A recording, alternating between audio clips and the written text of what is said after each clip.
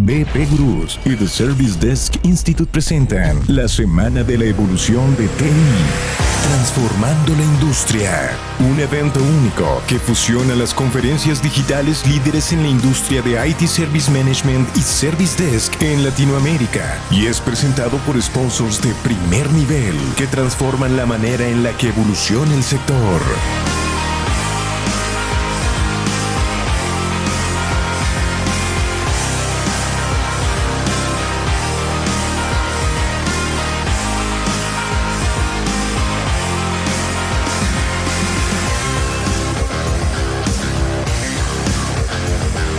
Semana de la Evolución de TI. Comenzamos.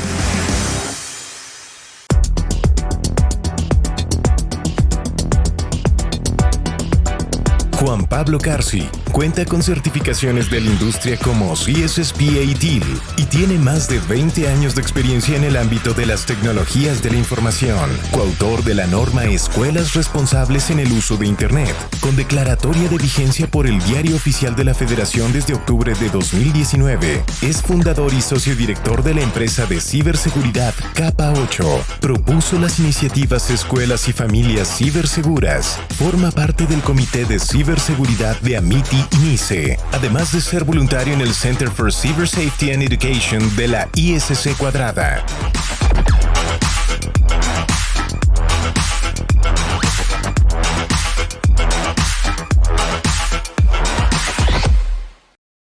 ¿Qué tal? ¿Cómo están? Muy buenas tardes a todos. Es un placer, un honor estar por acá en este evento tan importante de nuestros amigos de BP Gurús, que además, pues de manera reiterada viene cada vez evolucionando y siendo mucho más interesante para todos los entusiastas pues de la gestión de las tecnologías de la información y de la ciberseguridad, que es lo que hoy me toca hablar el día de hoy.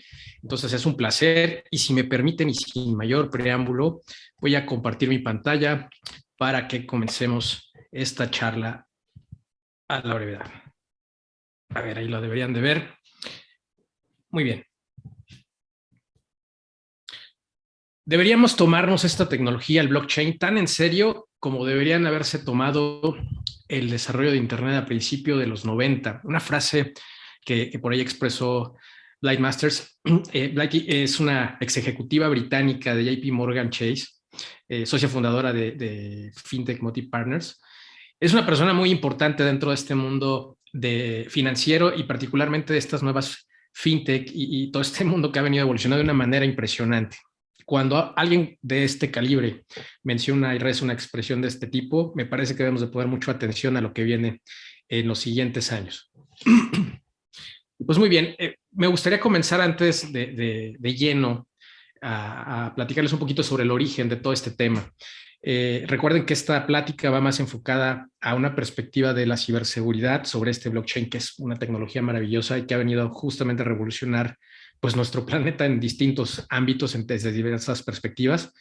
Y bueno, tiene algo tan misterioso y tan místico que incluso podemos comenzar con esta lámina en donde justamente destacamos que la historia de este blockchain está envuelta en misterio. El inventor de esta tecnología, Satoshi Nakamoto, que nunca ha sido identificado, esa es una de las características importantes a destacar. Pues bueno, algunos conociéramos que Nakamoto es un seudónimo que puede ser utilizado por un individuo que propusieron la tecnología. No lo sabemos, no, a ciencia cierta nadie sabe la realidad aún, pero otros dicen, insisto, que es un japonés que nació en 1975, un hombre experto en criptografía y en matemáticas. La realidad nadie lo sabe, a ciencia cierta, o al menos no es algo que de momento nosotros identifiquemos. La verdadera identidad de Nakamoto sigue siendo un enigma, ¿no? Lo interesante de esto, finalmente, es que Nakamoto creó la primera cadena de bloques. Él extrajo el primer bloque de bitcoins de la historia. También escribió el paper original, que estamos viendo aquí en pantalla, que describió la idea de este bitcoin, que estaba sustentado justamente, o esa médula, esa columna vertebral era el blockchain. La publicó el 31 de octubre de 2008 y de pronto desapareció de la vida pública como había llegado. Este blockchain que estamos viendo aquí, pues se popularizó mucho este diseño bajo el concepto de cadena de bloques. Él esbozaba como un sistema que permite agregar estos bloques, como lo vemos en la lámina, sin necesidad de que estén firmados por un tercero de confianza. Era una característica peculiar. De hecho, Nakamoto siguió o definió una moneda electrónica como una cadena de firmas digitales donde cada propietario transfiere la moneda al próximo propietario. Por eso vemos estas líneas entre cada bloque. Y esto definía que se hacía firmado digitalmente un hash de la transacción anterior y en la clave pública del próximo propietario y agregándolos al final de la moneda. Es una manera en la que podemos identificar de una manera muy clara quién está realizando las transacciones y además llevar una secuencia de esta cadena. Ahora bien, si se puede considerar que la fecha de publicación del paper es de alguna manera el nacimiento del concepto de blockchain, la realidad es que no es así. Al menos en la arquitectura se concibió en conceptos que venían desarrollándose prácticamente desde tres décadas antes, si no es que tomamos como antecedente las arquitecturas de los sistemas distribuidos que prácticamente tienen desde los años 50 que se venían desarrollando y se venía haciendo investigación al respecto. Si damos un paso atrás y pensamos en el diseño y en la arquitectura que les estaba comentando, ¿qué estamos tratando de construir alrededor de un blockchain y cómo exactamente hacemos para diseñar un sistema de este tipo? Esa es una primera pregunta que quisiera dejar aquí sobre la mesa. Y bueno, con blockchain lo que queremos es implementar en una red donde los usuarios que potencialmente se encuentran en diferentes partes del mundo, en diferentes ubicaciones, puedan estar interactuando entre sí. Entonces, queremos que este sistema idealmente sea de un sistema distribuido, que no esté centralizado. Queremos que dicho sistema puedan ponerse de acuerdo todos los participantes, todos estos puntitos o llamaremos más adelante nodos, sobre una verdad común, a pesar de que no confiamos en una máquina o en una autoridad. Eso también es una característica peculiar del blockchain. Y en otras palabras, pues prácticamente necesitamos una red que pueda llegar a hacer un consenso. Consenso es una palabra que vamos a estar utilizando mucho durante esta charla. Las personas que ya estén familiarizadas con el concepto saben a qué me refiero. Sin embargo, habrá algunas otras que quiero que mantengan ese concepto en la mente, el consenso. El consenso nos permite prácticamente como en la vida cotidiana el poder alcanzar una decisión en conjunto que puede ser, por ejemplo, el a dónde vamos a ir a almorzar el día de hoy.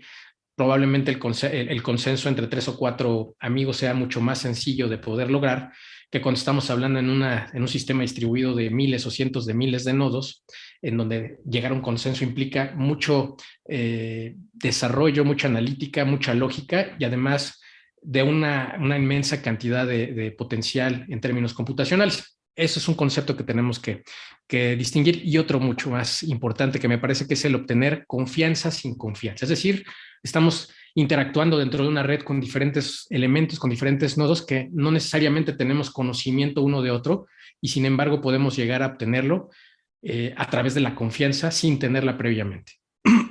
Este término pues prácticamente estas estructuras de datos que mantienen y son el pilar del blockchain actualmente, les decía que no es algo nuevo. A finales de los años 70, el científico que vemos en la pantalla, que era Rolf Merkle, creó el árbol de Merkle, que seguramente en sus clases de estructura de datos, los que en algún momento programaron, lo habrán tocado al menos, ¿no? Un árbol de Merkle, acuérdense que es un árbol binario en donde estamos de alguna manera resumiendo y verificando la integridad de manera importante de un conjunto de datos.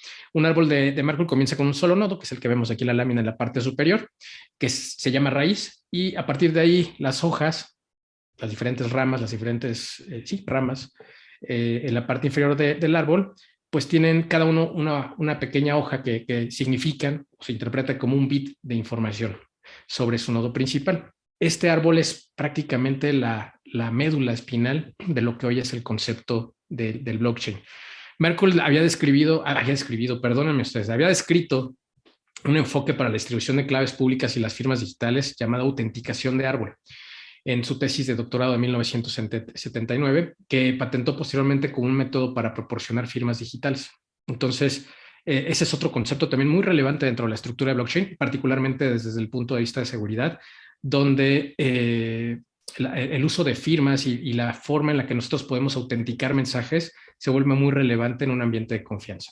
Merkle no fue el único que nos ayudó a preparar todo este escenario para blockchain. También está entrando escena un señor que se llamaba, bueno, que todavía vive, es el doctor David Chaum.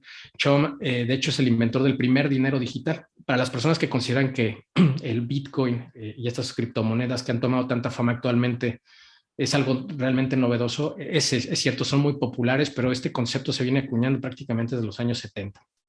David Chaum creó una moneda que le llamaban eCash.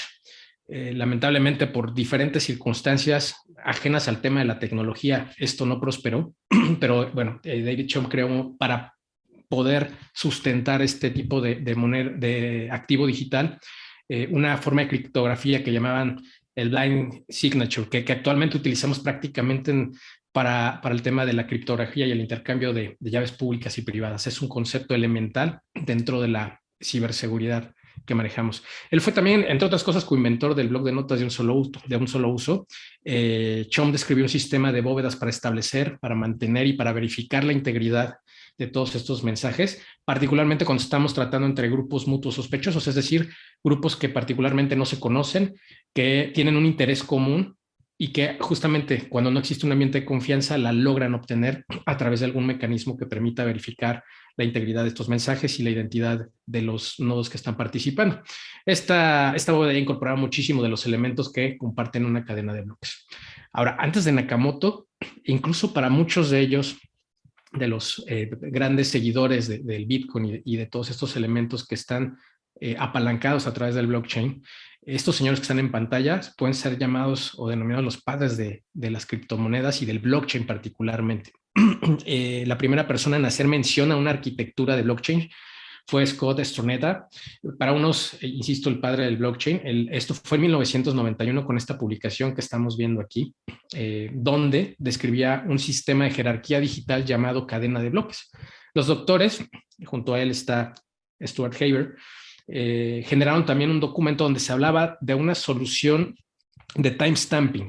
Esta solución lo que proveía era una alternativa para poder firmar mensajes de manera digital y que además los usuarios que estaban participando en estos mensajes no pudieran modificar, ya sea posfechar un mensaje o en términos de creación o modificación del mismo, o retrasar la fecha, ¿no?, del mensaje en el cual fue, el momento en el cual fue creado. Esto fue muy interesante porque es un elemento también crucial dentro del sistema de blockchain.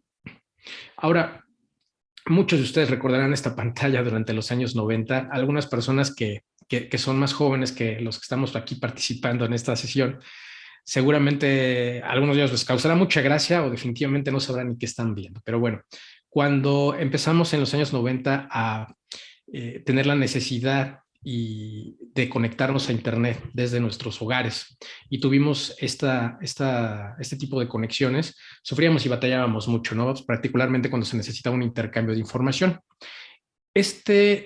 Yo recuerdo, seguramente muchos de ustedes lo harán, y si nos hacen favor ahí de compartirlo en el chat, cuando deseábamos descargar o intercambiar archivos, era prácticamente un suplicio, ¿no? Realmente el poder descargar un archivo de 5 megas te podría llevar diversas horas, y siempre cuando tú tuvieras la fortuna de que esa comunicación, esa transmisión no se interrumpiera, porque de lo contrario tenías que volver a iniciar. Para poder resolver esta problemática en su momento surgieron diferentes alternativas, diferentes mecanismos que estaban basados justamente en esto, en un esquema de sistema distribuido. Una de esas alternativas, seguramente muchos lo recordarán, era Napster, particularmente para el caso de la música. Napster era una plataforma que en esos tardíos años 90 comenzó toda una revolución en el ámbito, pues sí, de medios digitales, en el cual podías compartir archivos MP3, además de otro tipo de información, a través de una plataforma en una red peer-to-peer. ¿Qué significaba esto? Que de alguna manera nosotros podíamos enviar y recibir información a través de una red en la cual compartías los recursos. Era muy interesante porque entonces cuando tenías previamente a este tipo de plataformas una descarga y se interrumpía, tenías que volver a iniciarla. A través de este tipo de plataformas tú podías mantener, a pesar de que el emisor o el receptor interrumpiera la comunicación, podías buscar otro nodo en esta red de pares donde te podían ayudar a mantener esa comunicación o descargar más adelante el bloque de información que te hiciera falta para poder completar el archivo. Hablamos de muchos conceptos aquí que están interrelacionándose, ¿no? Como es la integridad de la información, la comunicación, pero era muy emocionante, ¿no? Por supuesto, nunca faltó más de un aguafiestas. Algunos de ustedes cuando vean esta imagen entenderán de qué estoy hablando, y los que no, para no entrar en detalles, les recomiendo que echen un vistazo a qué sucedió con Napster más adelante. Bueno, no solamente quedó ahí. El sistema distribuido, por supuesto, es la base del concepto que estamos manejando. Para muchos de ustedes incluso me dirán, oye, Napster ni siquiera utilizó un servidor o no era una red totalmente distribuida porque utilizaba un servidor centralizado, ¿no? Y es justamente el concepto que evitamos en la cadena de bloques, pero eran los conceptos que comenzaban a esbozar lo que es la cadena de bloques actualmente. El concepto de prueba de trabajo, proof of work, que es muy, muy, muy relevante dentro de un blockchain, para verificar, esto nos ayuda a verificar el esfuerzo computacional que se requiere para, entre otras cosas, disuadir ciberataques, y que después vimos ya tangibilizado en un montón de proyectos, en uno particularmente que se llamaba Hashcash, que fue creado por Adam Back, perdón, la persona que ustedes están viendo en pantalla, pues proporcionaba este tipo de contramedidas de denegación de servicio. Este tipo de algoritmos se fueron incorporando actualmente a la cadena de bloques junto con otros mecanismos que actualmente se utilizan para poder verificar y poder relacionar y poner reglas según el caso de uso que se tenga en el blockchain. Pues fueron prácticamente creados, eso sí, en los 90s. Luego en 2004, este señor que es Hal Finney, que además es muy, muy relevante dentro de este mundo cripto. Muchos de ustedes, si ya están envueltos en esto, lo van a reconocer y saben que hay una historia también envuelta en misterio alrededor de este personaje, entre otros porque fue uno de los primeros, bueno, fue de hecho junto con Satoshi la primera transacción entre pares que se realizó dentro de todo este ecosistema de Bitcoin. Él creó también un algoritmo, o modificó, mejor dicho, la prueba de trabajo que se tenía anteriormente, y le agregó este componente de reutilizarlo. Entonces es un mecanismo ideal para poder recibir un token que nos permite tener en este Hashcash, por ejemplo, activos no fungibles, y a cambio de ese token firmado se entregaba justamente una firma, un acknowledge de RCA, donde se decía que se había aceptado y que estaba seguro de quién había tomado esa prueba de trabajo, ¿no? Entonces, este enfoque juega un papel vital, particularmente en la minería de Bitcoin. Después, pues ya llegamos al 2009, ¿no? A 2008, con la publicación del paper. Después a 2009, como muchos de ustedes saben, que es ahí donde inicia todo este tema del concepto a la realidad, cuando vemos las primeras transacciones, cuando se extrajo el primer bloque de Bitcoin y fuimos validando ya este concepto. El bloque contenía 50 Bitcoins, el primero, el que llamamos bloque Génesis, y que también fue conocido como bloque cero. El 12 de enero de 2009, justamente Nakamoto y Hal Finney, como les comentaba, realizaron la primera transacción entre Bitcoins. Ahora bien, ¿cuáles son, después de pasar de esta parte histórica que me parece muy relevante para darles ahora la charla, cuáles son las deficiencias que encontramos actualmente? ¿Cuáles son esas problemáticas o necesidades que tiene el mercado? Más allá del tema económico y financiero que vemos como el principal caso de uso de una cadena de bloques, dentro de las transacciones actuales. Bueno, pues podemos ver que particularmente a lo largo de la historia han surgido muchísimos instrumentos. Hablamos del dinero, del papel moneda, ¿no? Hablamos del crédito, por ejemplo, hablamos de los sistemas financieros que de alguna manera han apoyado y, por supuesto, toda la evolución que han traído consigo un montón de soluciones tecnológicas que ayudan a poder tener transacciones electrónicas. Sin embargo, hay algunas características que me gustaría destacar y por lo cual es muy importante la cadena de bloques. En primera instancia, el efectivo. El efectivo es útil solo en transacciones locales y en relativamente pequeños montos. Nosotros no podemos hacer cantidades millonarias, es prácticamente inviable, ¿no? El poder estar manejando dinero en efectivo en cantidades muy, muy grandes, ¿no? Largos tiempos de espera también, ¿no? Los tiempos entre la transacción y la liquidación, a pesar de tener sistemas integrados, pues que han estado evolucionando de una manera muy interesante los sistemas bancarios, pueden llevar muchísimo tiempo en verse reflejados estos montos, ¿no? La duplicación de esfuerzos también es importante, por eso hablamos de la ineficiencia, la necesidad de validación de terceros, la presencia de intermediarios cuando se suman a todas estas ineficiencias en el momento que deseamos realizar una transacción y necesitamos que alguien nos ayude a verificar que lo que estamos haciendo entre un par, cuando no hay confianza, realmente es válido, ¿no? Entonces esto empieza a ser un poco más ineficiente o más complejo simplemente el sistema. Por supuesto, el fraude, los ciberataques, que incluso con los errores más simples se suman a todo este costo, al depender de un sistema o de un elemento que está centralizado y que está gestionando todas estas relaciones. En el momento que este elemento es atacado, es comprometido o simplemente por algún error causa algún problema, se puede caer todo el sistema que está alrededor de ello y pues justamente hay una dependencia muy importante de esto. Los proveedores de tarjeta de crédito actualmente, y no solamente ellos, sino muchos instrumentos financieros, tienen un alto costo y de entrada, y entonces esto también implica muchísimos problemas, ¿no? De hecho, la mitad de la población actualmente no tiene acceso a cuentas bancarias a nivel global y esto los obliga a desarrollar sistemas de pago pues paralelos, artesanales, como ustedes bien saben, ¿no? Hablamos en México, por ejemplo, de las tandas incluso, ¿no? O temas de ese tipo, que por supuesto implican muchísimos riesgos.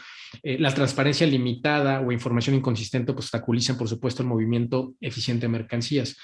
Esto es un problema. Son diferentes necesidades y requerimos confianza, particularmente eso. En fin, esto nos lleva a poder hablar sobre un concepto que era la cadena de bloques. Ya hablamos un poquito cómo se fue evolucionando a partir de diversos elementos, no es algo que se le haya ocurrido a Satoshi, sino que es una evolución, eso es muy importante, de diversos científicos, de diferentes investigadores, de diferentes informáticos, que fueron incorporando diferentes elementos y que se fueron integrando en ya el concepto que actualmente conocemos como una cadena de bloques. Antes de comenzar a platicar las características principales, me parece relevante indicar que no es una cadena de bloques, porque hay mucha confusión actualmente. No es una criptomoneda. Bitcoin no es blockchain. Simplemente imaginemos esto como una plataforma que nos va a permitir implementar diversos casos de uso. Alguien en algún momento leí que podías hacer esta analogía, podrías considerar que fuera como el blockchain, como una especie de sistema operativo y que la criptomoneda fuera algún tipo de aplicación dentro de este sistema operativo que en caso de que esté preparado para ella, que ese sistema le brinde esas facilidades, pues la aplicación va a funcionar de una manera adecuada, ¿no? Entonces, no es una criptomoneda, no es un lenguaje de programación, hay diversos ecosistemas, hay diversas plataformas, frameworks que nos pueden apoyar justamente a utilizar y a aprovechar todas esas bondades que ofrece un blockchain, pero no es un lenguaje de programación, no es una codificación criptográfica. Utiliza muchísimos mecanismos de criptografía, utiliza muchísimos elementos que nos permiten controlar e identificar y realizar un sinfín de cosas durante esa interacción de lo que ocurre dentro de la cadena de bloques, pero no es una codificación criptográfica, ni es una tecnología de inteligencia artificial, ni machine learning, que de pronto salen tantos buzzwords y estos conceptos que son muy fancy, pero que no tienen nada que ver. Si bien hay muchas plataformas que actualmente a través del blockchain combinan inteligencia artificial, en algún caso de uso particular, o machine learning, e interactúan con los datos que están gestionándose a través de un blockchain, no son lo mismo, simplemente son elementos que por supuesto pueden vivir y pueden convivir. ¿Qué es entonces el blockchain? El blockchain, a mí hay muchas definiciones, me gusta mucho esta de un libro que les recomiendo mucho que se llama La Revolución Blockchain de Don y Alex Tapscott, que por cierto son padre e hijo, y habla de un libro de contabilidad digital incorruptible, de transacciones económicas que se pueden programar pues para registrar, para no solamente transacciones financieras, sino prácticamente todo lo que tenga valor. Subrayo, todo lo que tenga valor, porque es habitual, pensamos siempre en blockchain como algo que tiene que ver con criptomonedas, pero no es así. Al final, esta cadena de bloques funciona como un registro inmutable de transacciones. Este tema de la inmutabilidad es una propiedad muy interesante, ahorita la vamos a revisar, que no requieren depender de una autoridad externa, que es justamente lo que estamos buscando con esta descentralización. No requerimos de una autoridad externa para validar la autenticidad y la integridad de los datos que se están manejando. Si alguien modifica un dato en un sistema centralizado, si necesitas forzosamente que exista un ente que permita identificar o validar esa integridad. Y habitualmente cuando solamente es un punto único de falla, pueden existir riesgos, ¿no? Si ese ente descentralizado de pronto desaparece o es afectado, incluso por un error, como comentábamos previamente, entonces puede ser que no exista esa funcionalidad que nos permita validar la integridad de los mensajes. Igualmente la autenticidad, ¿no? Acuérdense que son conceptos también diferentes. Entonces, esta arquitectura de cadena de bloques nos brinda a todos los participantes que estemos interactuando en ella la capacidad de compartir una especie de libro muy grande, ¿no? Como esos libros contables, que es un concepto ya también antiquísimo, que nos permiten a todos tener una copia, una réplica de ellos entre pares cada vez que se produce una transacción, cada vez que hay una actualización, alguien hace una modificación, alguien realiza una transacción, todos debemos de tener una copia de ello. Y además, tiene la característica del consenso que veníamos platicando al interior. Necesitamos que todos los elementos que estén allí para tener la confianza necesitan estar en consenso. Eso es una característica importante. Estas son justamente el consenso, la procedencia, la inmutabilidad y la finalidad. Esos son los elementos que no debemos de perder de vista. El consenso nos permite que cada vez que existe una transacción para que sea válida, todos los participantes que están involucrados en esta cadena de bloques deben estar de acuerdo con la validez. Si no existe consenso, no podemos no podemos dar por válida una transacción. Si yo me quiero ir a comer con mis amigos y uno de ellos no desea ir, no hay consenso y no deberíamos ir a donde yo deseaba. Entonces eso ocurre de una forma llanamente explicada en una cadena de bloques. La procedencia es otra característica muy relevante porque permite que los participantes ubiquen, determinen claramente de dónde proviene el activo que está entrando en la transacción y cómo ha cambiado su propiedad con el tiempo. Se debe de mantener una rastreabilidad desde el origen hasta el momento en que se decida identificar cuál es el origen y destino de estos activos. Y la inmutabilidad es que esa característica donde ningún participante puede alterar una transacción después de que se haya registrado en el libro mayor. Si una transacción tuviera algún error, que eso sí es posible, de pronto este es un mito donde nos habla de que el blockchain no hay errores y son 100% seguros, y les adelanto, quemándome un poquito de la sesión, que eso no es así. No hay ningún sistema que sea 100% seguro y por supuesto está susceptible a errores una cadena de bloques como cualquier sistema informático. Sí tiene muchos elementos que permiten minimizar esa posibilidad, pero bueno, dentro de esa inmutabilidad, en caso de que existiera un error en la cadena de bloques, lo que se hace es lo que se llama una bifurcación dentro de la estructura de datos que hablamos. ¿Se acuerdan de estos árboles? Lo estoy platicando de una manera muy simple porque esto realmente es muy complejo, donde una transacción permite revertir el error y entonces ambas transacciones serán visibles. Podremos identificar todos los elementos, todos los nodos que están dentro de esta cadena, dónde estuvo el error, y podremos ver la nueva transacción que identifica qué fue lo que se hizo y que permite darle la claridad y la visibilidad. Y la finalidad, donde un único libro mayor compartido proporciona un lugar para que podamos todos ir a determinar esta propiedad del activo o la finalización de una transacción, ¿no? Que nos permite saber exactamente en dónde estamos parados. Algo súper relevante que vale la pena compartir y no quisiera dejar pasar la charla, la oportunidad, es que estas soluciones blockchain hoy continúan madurando, como les he comentado.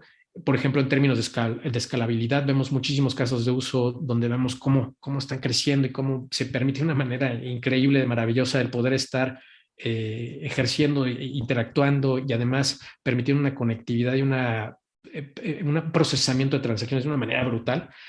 Pero lo más interesante es que sustentará todo este tema nuevos modelos económicos, nuevos modelos sociales.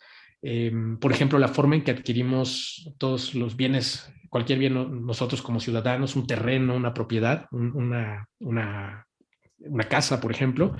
¿Se acuerdan? Pues actualmente en muchos países del mundo, la mayoría de los países del mundo, se requiere seguir un proceso totalmente artesanal. Esto irá, yo considero que en el mediano plazo, cambiando de una manera muy importante que va a impactar nuestras vidas. Y además, cuando nos vamos al mundo virtual con todas estas otras innovaciones tan importantes como es el metaverso, la cadena de bloques va a jugar un papel fundamental, porque todo este tema de propiedades de activos en estos ecosistemas, un mecanismo para poderlo controlar justamente este intercambio serán las cadenas de bloques, ¿no? Entonces es una herramienta fundamental para todos esos activos que llamamos no fungibles, ¿no? Ahora que está tan de moda este tema de los NFTs. Ahora, algo importante es que nosotros necesitamos construir, como decíamos, confianza con blockchain, y blockchain particularmente es valioso para incrementar el nivel de este nivel entre los participantes porque proporciona pruebas criptográficas sobre un conjunto de transacciones. Dependemos particularmente de las matemáticas para determinar si una transacción es confiable o no. Es muy complejo, si no imposible, el poder manipular el sistema para poder, vamos a decir, realizar una actividad maliciosa que conlleve hacer un fraude dentro de una cadena de bloques. Es realmente complejo, más, insisto, no es imposible.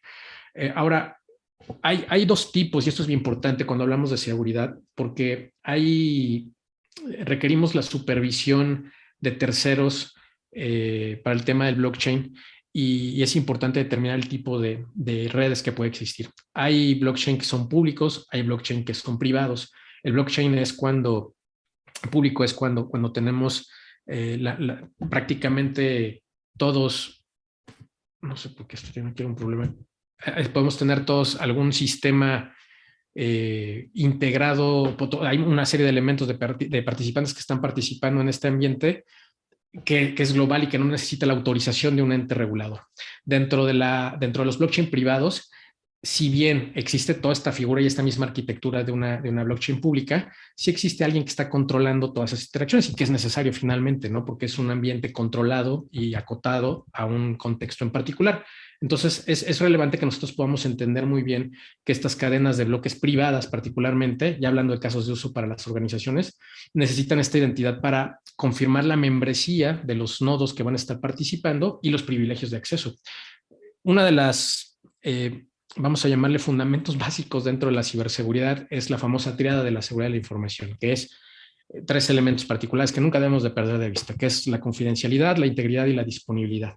Para poder mantener esos elementos en cualquier sistema, por supuesto, también evidentemente en blockchain, necesitamos de esos elementos que permitan jugar con los privilegios de acceso. No podemos abrirle a todo el mundo esas membresías porque, lo contrario, nuestro blockchain, nuestra cadena podría sufrir pues algún problema, algún riesgo, ¿no?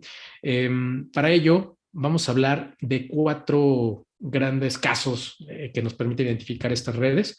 Las cadenas de bloques públicas, que les decía, cualquiera puede unirse a ellas y validar cualquier transacción, que es lo que sucede, por ejemplo, con blockchain. Tenemos también cadenas de bloques privadas en donde están restringidas, existe un elemento que nos permite controlar esta membresía y generalmente están limitadas a redes comerciales, ¿no? Que es justamente lo que nos trae más a la charla. Hay una sola entidad, un solo consorcio que está controlando toda esta membresía. Hay cadenas de bloques sin permiso que tienen las restricciones en los procesadores y finalmente tenemos las cadenas de bloques que están autorizadas, pero que están limitadas a un conjunto de usuarios específicos, ¿no? Y a los cuales hay que otorgarles identidades mediante certificados. Los certificados justamente son los que nos ayudan mucho al poder, a través de todos estos algoritmos que hemos platicado, el poder determinar en dónde están y determinar quién está haciendo qué dentro de este blockchain. Según Gartner, hay 5 elementos que no se deben de perder de vista dentro de estas cadenas de bloques completas. Si bien estas características que hemos platicado antes es en términos generales lo que es el estado del arte, se está hablando de ya estas 5 características que me parece muy relevante que no perdamos de vista. En primera instancia está el cifrado.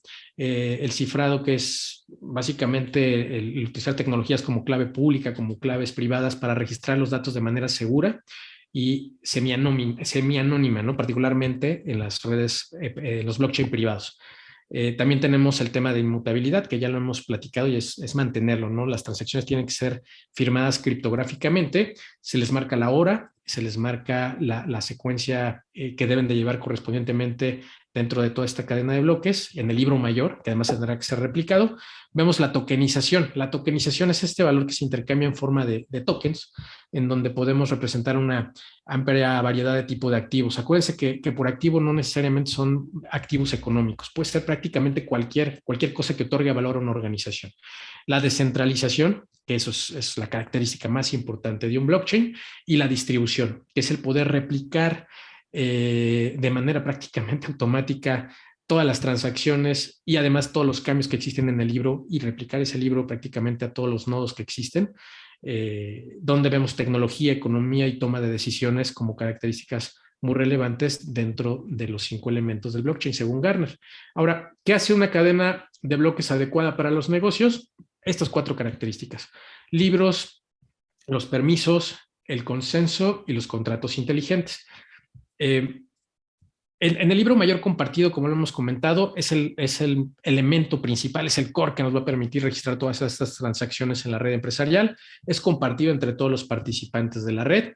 Los permisos es un elemento imprescindible en las redes, en las blockchain privadas, porque nos van a permitir si son autorizados o no estas transacciones. En el tema de consenso, como lo hemos comentado, nos permiten verificar y comprometer con el libro a través del consenso. Hay muchos mecanismos, ¿no? Estos no son los únicos, existen muchísimos. Hablamos de la prueba de trabajo, la prueba de participación, la firma múltiple, todo el tema de tolerancia práctica a fallas bizantinas, que son esos algoritmos muy bonitos, por cierto. Si tienen la oportunidad de echarle un vistazo un poquito a sus clases de estructura de datos, lo recordarán, en donde a manera también de un arbolito podemos ir viendo qué sucede cuando, por un lado, por una rama, no se llega al consenso y se puede generar pues un caos dentro de una estructura. Entonces, esos algoritmos, esos mecanismos de verificación dentro del consenso son súper relevantes y dependiendo del caso de uso es que van a entrar a jugar dentro del blockchain, ¿no? Y finalmente, pues los contratos inteligentes. Estos contratos inteligentes son un elemento que nos van a permitir de manera automatizada y que están registrados prácticamente en los bloques, el poder, valga la redundancia, automatizar y ejecutar reglas que permiten definir cómo se tiene que comportar esos procesos que nosotros estamos determinando que el blockchain va a realizar dentro de nuestro negocio. Ahora, insisto, no hay sistema realmente infalible. Ese es el caso del blockchain. Les quiero compartir de 3 casos principalmente. No son los únicos, pero me parece que son relevantes para la charla de hoy.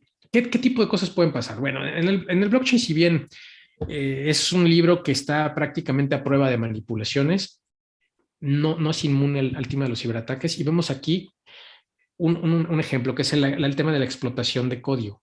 La organización autónoma descentralizada, en algún momento, que es un fondo de capital de riesgo que operaba a través de una cadena de bloques descentralizados, que este tipo de elementos también están muy inspirados en el concepto del blockchain, fue despojada de más de 60 millones en moneda digital en Ether. Aproximadamente era un tercio de su valor en su momento, y fue a través de la explotación del código. Entonces me dirán, bueno, pues no se supone que esto era infalible. No, realmente existe la probabilidad de que esto suceda. Ahorita vamos a platicar de algunos elementos que nos van a ayudar a minimizar los riesgos. Las llaves robadas. En el tema de las llaves robadas, es importante hacer también destacar que los usuarios en muchas ocasiones están siendo el eslabón más débil dentro de toda esta cadena, ¿no? Si bien está la estructura, la arquitectura, los usuarios que estamos involucrados en ello, pues justamente también son los elementos que más son asediados por un cibercriminal.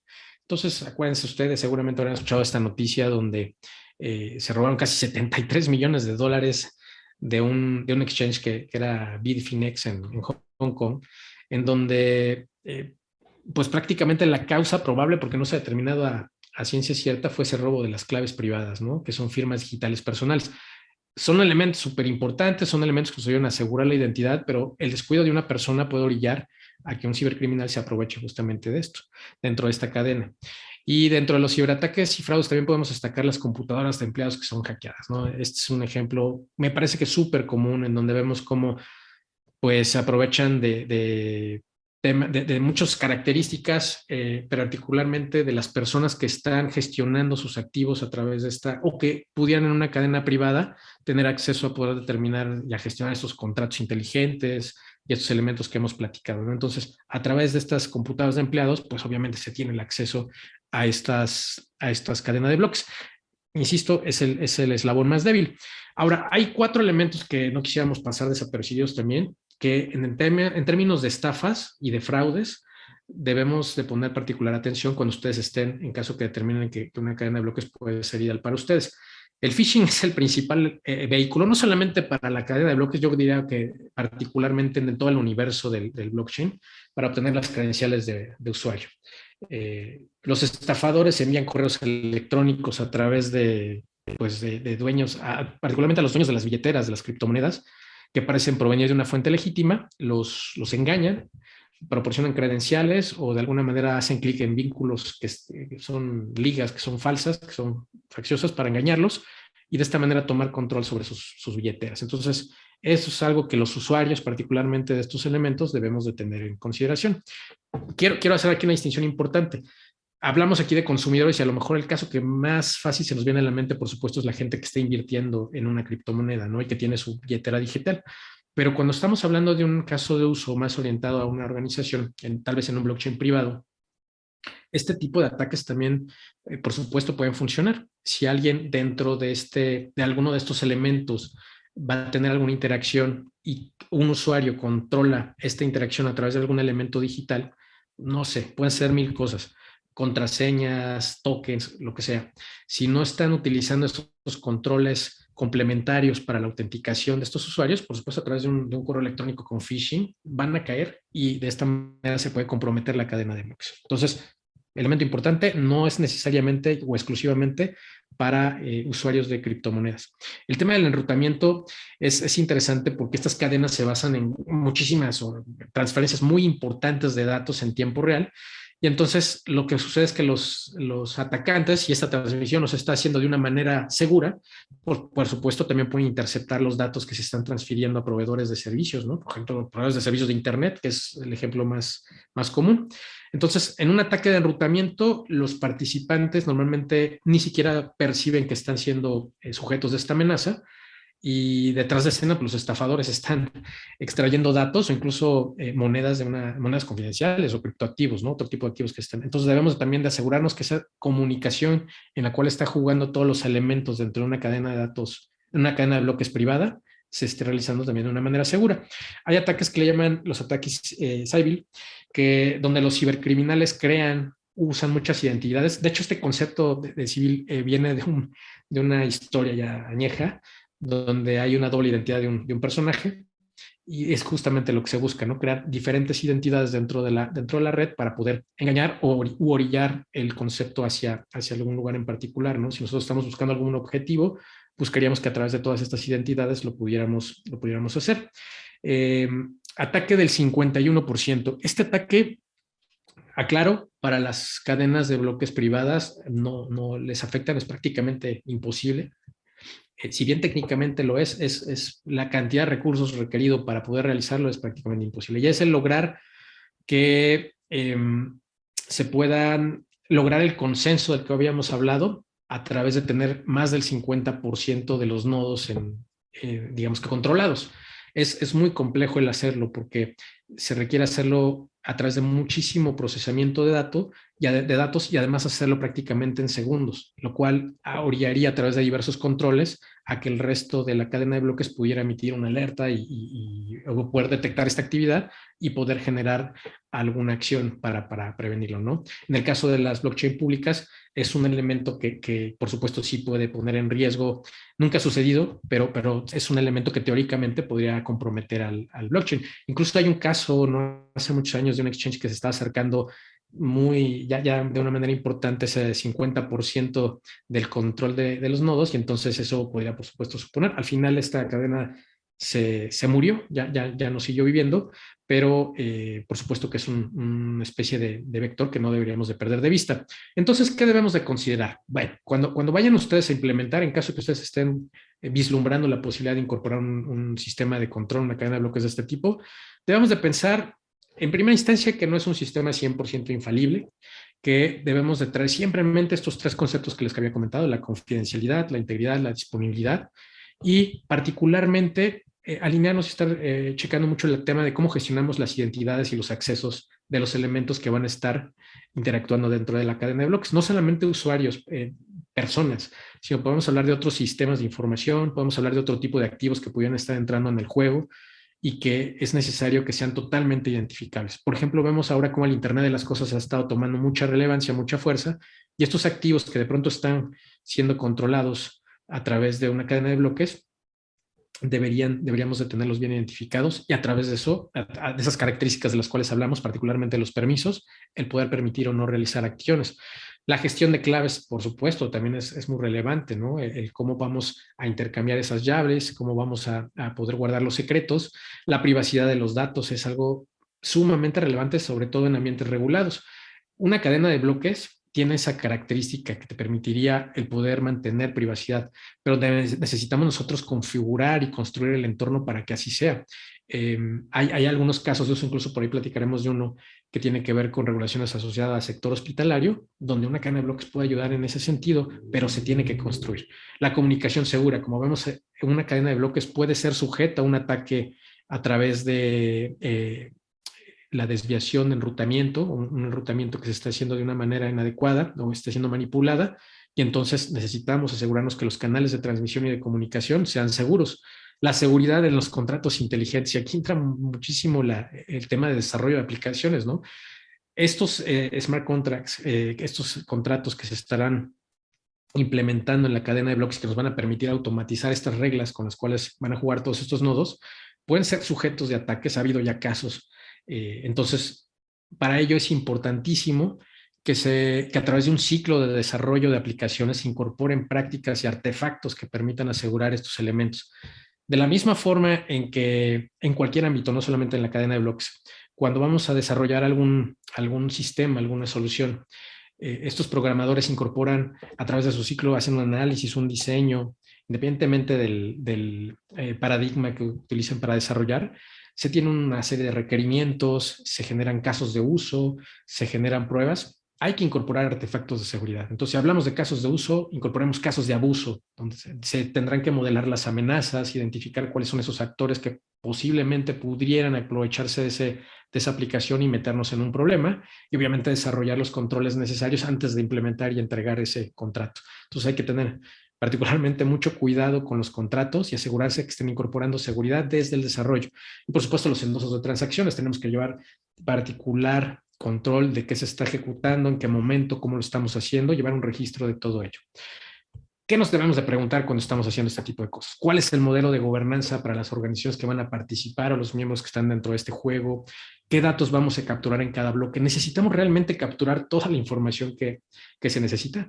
Más allá en términos de performance, puede, por supuesto, jugar a favor o en contra. En términos de seguridad es muy, muy relevante que solamente almacenemos o estemos interactuando con la información mínima e indispensable.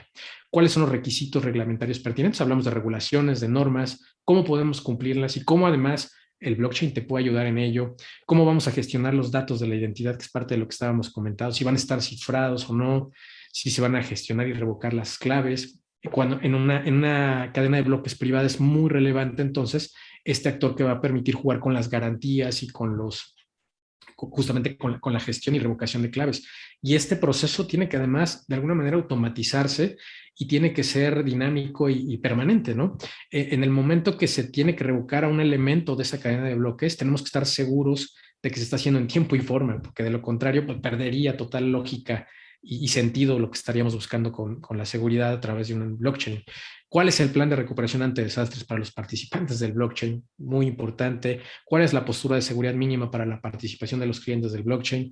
¿Cuál es la lógica para resolver colisiones de bloques de blockchain? ¿No? Sabemos que esto es factible, no es un sistema infalible, reitero, y entonces tenemos que saber cómo vamos a manejar esas bifurcaciones dentro de las cadenas para evitar algún problema. Me quisiera, sé que andamos medio apretados de tiempo, pero creo que da tiempo de pasar muy rápido algunos casos de uso. El blockchain puede ser utilizado, ya hablamos de algunas características que están relacionadas o referidas más a cómo las aplicaciones, una aplicación de un blockchain debe de considerar algunos elementos para asegurar su operación. Ahora vamos a hablar de algunos casos de uso en el cual el blockchain puede apoyar a una organización o algún sector a través de esta arquitectura a justamente asegurar sistemas. Fíjense ustedes que se está empezando a ver mucho cómo los sistemas de mensajería privada, particularmente en el ejército actualmente, pero seguramente en el corto plazo empezará cada vez a ser más común, a través del blockchain se puede incorporar. La seguridad del Internet de las cosas. Hay muchos dispositivos que actualmente, insisto, no solamente se trata de personas que están consumiendo activos, se trata también de cualquier otro elemento que de alguna manera esté brindando valor a una red, y esto puede ser desde el refri de la casa que nos puede hacer una solicitud de comestibles tal vez cuando detecta que ya el refri está vacío, o que ese refri de alguna manera puede ser, estoy hablando por supuesto de un ejemplo un poco paranoico y tal vez muy acotado, pero que ese refri, imagínense ustedes, en una organización pudiera ser el elemento por el cual un atacante se pudiera incorporar a una red y a partir de ahí perpetrar un ciberataque, ¿no? ¿Qué pasa si nosotros podemos gestionar estos tipos de activos a través de una cadena de bloques? Nos ayudaría muchísimo. La protección para temas de enrutamiento y de DNS y demás.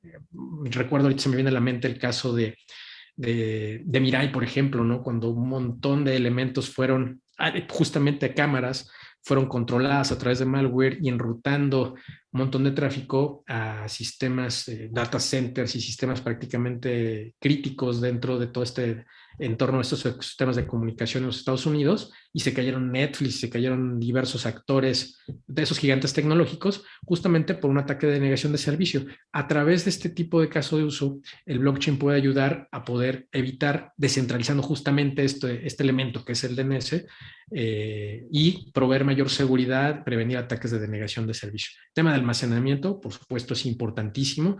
En el tema del almacenamiento, al igual que la transmisión de información, el blockchain, a través de todos estos elementos que platicamos, permitirían, y lo vemos ya, por ejemplo, en hospitales, el poder brindar solamente el acceso a la información solamente a las personas o a los elementos o los nodos que requieren hacerlo en el tiempo en que lo necesitan hacer, sin necesidad de que se ponga en riesgo al resto de los elementos.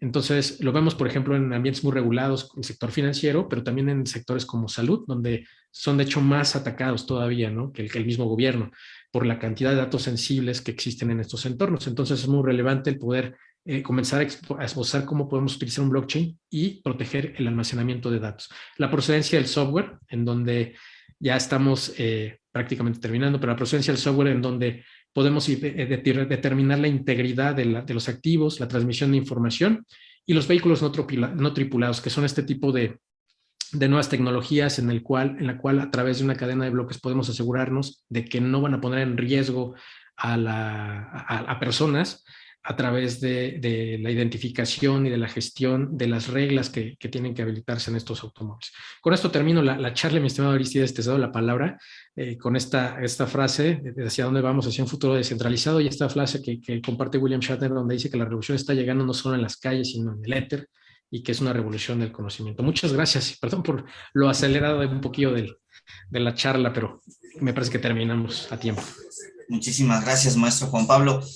Las preguntas están son muy particulares, son muy puntuales, entonces las vamos a poder revisar sin ningún problema. Los invitamos a poner todas sus dudas y sus comentarios para Juan Pablo. Vamos a empezar con la de Francis Obregón, que dice, si blockchain viene a sustituir a los bancos, ¿deberían estar preocupados los actores del sector bancario? No. Yo creo que, tratando de ser muy breve, el blockchain no va a sustituir a los bancos. Lo que se prevé, y es una percepción tal vez un poco más personal, pero lo que se prevé que va a suceder es que van a comenzar en el corto plazo más bien a utilizar los mismos bancos este tipo de plataformas para proporcionar a los consumidores diferentes tipos de servicios y activos, otros instrumentos financieros. Eso es lo que seguramente va a ocurrir, pero no vienen de ninguna manera a sustituir a los bancos. Más bien, el blockchain es una alternativa, una plataforma que puede apoyar a los bancos o a cualquier otro tipo de organización a brindar servicios. David Martínez, ¿cuál es la entidad que supervisa o garantiza la fiabilidad del blockchain? Pues al ser un elemento descentralizado por su naturaleza, el blockchain en conjunto, o sea, el concepto de descentralización es justamente lo que permite dar la confianza sin tener esa confianza.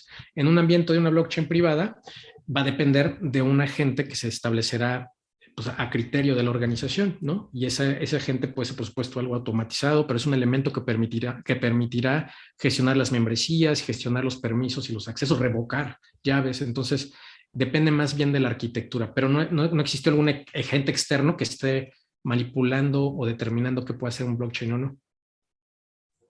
Lilian Minchan, ¿cómo implementar el blockchain en las microempresas? ¿Cuál es su costo? ¿Y quiénes son los proveedores? ¿Y quién es el ente regulador? Que bueno, ya hablamos un poquito acerca de las regulaciones.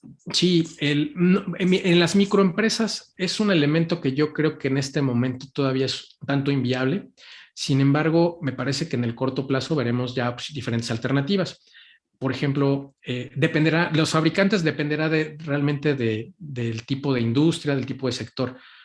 Sé que no quisiera dar el comercial aparte porque ni siquiera tengo una relación yo con ellos, pero hay empresas gigantes tecnológicos que están ofreciendo diferentes tipos de blockchain. Incluso hay un entorno de desarrollo. El caso de IBM, por ejemplo, tiene el Hyperledger Fabric, que es una especie de ecosistema que permite desarrollar a través de un ambiente open source diferentes aplicaciones de blockchain. Me parece que esa puede ser una alternativa para comenzar a explorar el cómo de una manera autónoma y autosuficiente se puede incorporar. Si es una organización más grande, hay diferentes casos de uso que este tipo de proveedores brindan, y además ya particularmente para casos de uso específico, Philips, por ejemplo, en el caso de sector salud está haciendo cosas muy interesantes. En el caso del ejército vemos cómo Lockheed Martin, DARPA están haciendo cosas súper interesantes. Va a depender más bien del tipo de sector y de empresa al cual se necesita implementar. Juan Pablo, conectando un poquito con este tema de en las empresas e implementaciones on-premise, ¿quiénes podrían ser proveedores o dónde podemos encontrarlos que nos ayuden a implementar un blockchain? Igualmente, va muy de la mano, como bien dices, Aristides. Yo creo que depende mucho del tipo de caso de uso. Me parece que yo he visto, por ejemplo, que este tema de Hyperledger Fabric puede ser un ecosistema muy interesante para poder acercarse y explorar por ahí quién es ese tipo de desarrollo. Hay muchas organizaciones en el mercado que se encargan de esto. Yo creo que incluso BP Gurus puede ser una alternativa muy interesante para que se acerquen y a través de sus diversos servicios y soluciones de automatización empiecen a explorar por dónde se puede ir. En el caso de seguridad, por supuesto, nosotros a través de Capa 8 tenemos servicios que, sean blockchain o no, permiten ayudar a hacerlo con seguridad. Perfecto. Y por último, para ir cerrando, todo este tema importante de los ataques. ¿Se han presentado ataques en este tipo de tecnología? Muchísimos. Ahorita en la sesión platicamos de 3 casos como que muy icónicos, pero yo les diría que es el pan nuestro de cada día. Vemos ahorita como sobre todo los exchange y ahora con toda esta tendencia de los activos no fungibles, vemos muchísimo robo de este tipo de activos, no vulnerando tanto el blockchain, sino más bien a los actores que están participando dentro de la cadena, los usuarios mismos. Entonces aquí la recomendación brevemente, Aristides, para cerrar, sería que los usuarios tomen las mismas restricciones, las mismas previsiones que tomarían con su cartera, con su dinero, ¿no? Nosotros no salen a la calle con la cartera y mostrando los billetes a todo mundo, seguramente no se la dan al extraño. Imagínense que eso sucede en el ambiente digital. Esas plazas públicas ya pasaron a las plazas digitales y ahora lo que buscamos es que sus contraseñas se mantengan una buena higiene digital, mantengan cifrados esos datos. Hemos visto muchos casos tristísimos de gente que ha perdido prácticamente su patrimonio por invertir en criptomonedas, que es un caso de uso del blockchain, y que por no mantener condiciones básicas de seguridad, pues son engañados, ¿no? Mucho cuidado con el phishing, mucho cuidado con sus contraseñas, hacer todo a través, y si tienen duda, realmente acercarse y leer y aprender mucho del tema. Esto todavía está madurando. Bien, vamos a cerrar con esta que llega de último momento. Todavía tenemos un par de minutitos. La mejor manera es adoptar una red privada. Es pregunta. ¿Existen seguros que cubren algún ciberdelito de este tipo? La mejor manera de adoptar. Sí, adelante. Sí, dependerá mucho de qué se necesite hacer. O sea, si en la empresa necesitas controlar los activos de cierta forma sin que haya elementos que dentro de esa cadena de bloques sean necesarios de manera agentes externos, por supuesto que sería el mejor caso de uso, una red privada. Eso sería muy interesante. Si existen seguros, hay muchas empresas que independientemente del blockchain pueden ayudarles en el tema de seguros, muchas aseguradoras a nivel mundial que son conscientes de este tipo de amenazas y que los pueden apoyar con ello. Muchísimas gracias, Juan Pablo. ¿Dónde podemos encontrarte en caso de que después de esta charla surjan dudas, comentarios, para que podamos ponernos en contacto contigo? Sí, les dejo mi correo con mucho gusto aquí en el chat. Es jpcarcia@capa8.com o ahí en la página de Capa 8, ahí podemos con mucho gusto apoyarles al respecto. Perfecto, pues muchísimas gracias, Juan Pablo, por estar con nosotros y abrirnos mucho el panorama sobre lo que viene hacia adelante. Y esto es totalmente un hecho, que vamos a tener que subirnos todos a estas tecnologías.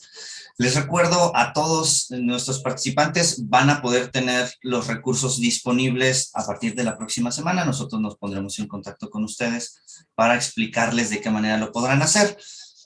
Juan Pablo, muchísimas gracias en nombre de todo el equipo de BP Gurus y a todos ustedes que nos acompañaron. Quédense en la semana de evolución. Nos vemos pronto. Muchas gracias. Hasta luego. Placer. Hasta luego. Semana de la evolución de TI. Transformando la industria. Este webinar fue presentado por